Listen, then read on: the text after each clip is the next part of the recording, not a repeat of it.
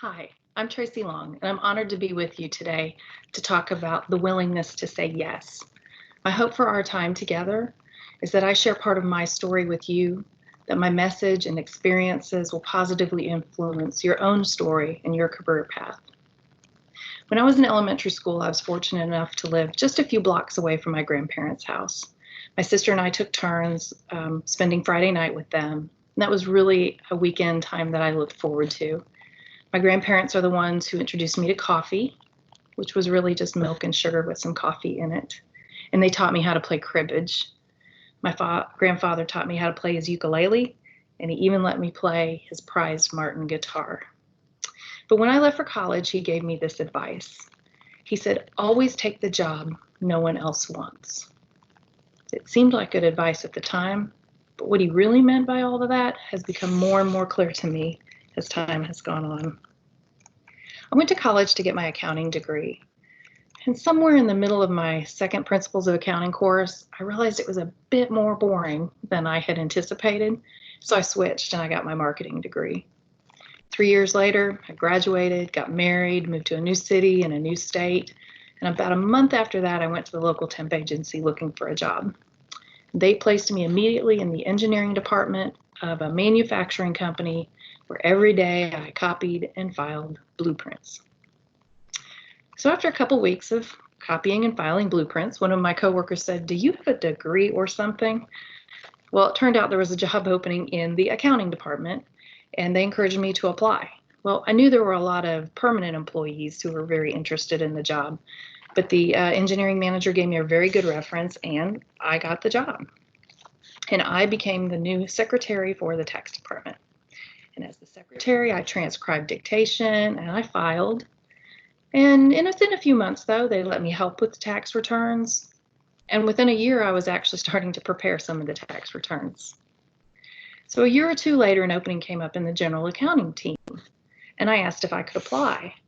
And I was told I really didn't have the right background. And I'd be a bit more promotable if I had an accounting degree. So after a lot of soul searching, I said yes, and I decided to go back to school at night, and I earned a second degree, this time in accounting. And in the meantime, that personal commitment that I made to getting that education at night in my own time really paid off, and I earned that job on the general accounting team before I had even finished. So after I'd had my second degree for about a year, one of the department supervisors left suddenly, and I was asked if I would step into that role in addition to the one that I already had. And kind of hold the department together for no more than 6 months until they could backfill it permanently. And I said yes. And I was really glad that I did, because I learned about processes and systems in a way that I just never would have been exposed to in my old job. So it was a really great learning experience. So now fast forward 2 years.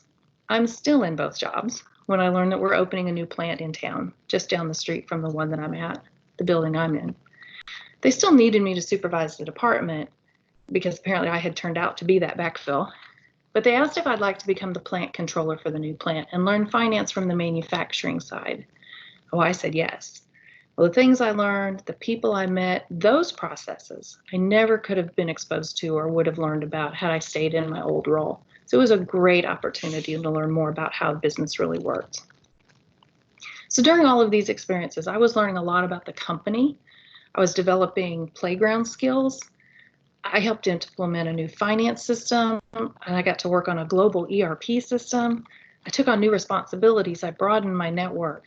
And then at the age of 36, I was named treasurer of the company, becoming only the second female officer of this New York Stock Exchange manufacturing company in its 80-year history. Was I nervous? A little. But did I think I could do the job? Well, yeah. Because I'd been moving closer and closer and closer to that job for years. And I could see what it took to do. And I knew what it needed. And I knew I could do those things. Well, I loved the job. I loved the work that we did in that job. And even though I failed on a couple things, I recovered, I learned, and I moved on. And I thoroughly enjoyed the institutions that we worked with and the people that I met. And my internal network continued to grow, and it was expanded even further in that role. So in my next couple roles, we bought other businesses. We sold some product lines, we built plants, we issued stock splits. We managed through recessions and times of amazing growth. The projects I got to work on exposed me to business management in ways I don't think the books ever could have really taught me.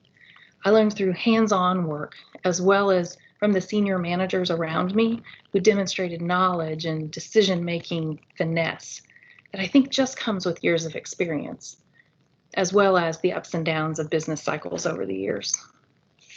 And then about 10 years ago, this company became part of ABB.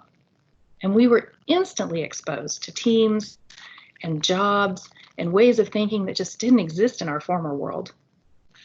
So today, I'm part of a global company, and I'm part of multiple global businesses.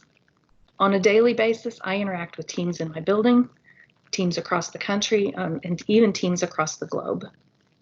So saying yes has given me growth opportunities throughout my entire career, and it's taking me places physically and figuratively that I could have only imagined. But let me say that the willingness to say yes comes with two caveats. The first one is, it's okay to say no. While I was working on that second degree, the accounting degree at night, one of my professors suggested I come apply for a job at his company. They had an opening in his department. Well, I really liked my current job, but out of curiosity, I said sure, and I went and talked to them about the role, and they offered it to me. It was a very well-respected company in town, the kind people hope to get on with, and the pay was almost 50% more than what I was making at the time. But I honestly just didn't think I would like the work, so I said no. They were shocked, but I've never regretted my answer. A number of years later, when my daughter was young, a coworker and I decided to go to graduate school. So we studied for months, we sat for the GMAT, and then with stellar scores in hand, I set out to apply for graduate school, only to get a call one day from the local Girl Scout office. My daughter's Brownie troop leader was leaving, and the troop was going to have to be disbanded if they couldn't find another volunteer to lead them. Oh, I debated. So then I called another mom, and we decided that together we would lead that troop, and we did. I decided graduate school could wait, but my daughter and a group of young girls just couldn't. I'm still friends with some of those 26-year-old girls today, and I will never regret saying no to the graduate school option. So here's the second caveat of being willing to say yes. At some point, you need to delegate and teach others to say yes also. Being a manager seems like a glamorous role, something we should all aspire to be, right? But managing people is a job in and of itself. It's a challenge to get tactical work done when your day is spent coaching or putting out fires or moving roadblocks or setting strategy. You can quickly reach a point where there just aren't enough hours in the day to get it all done by yourself. And if you have a team, you shouldn't have to do it all by yourself. It's important to offer those projects and tasks to the members of your team in order to develop them. Give them the chance to say yes to something new.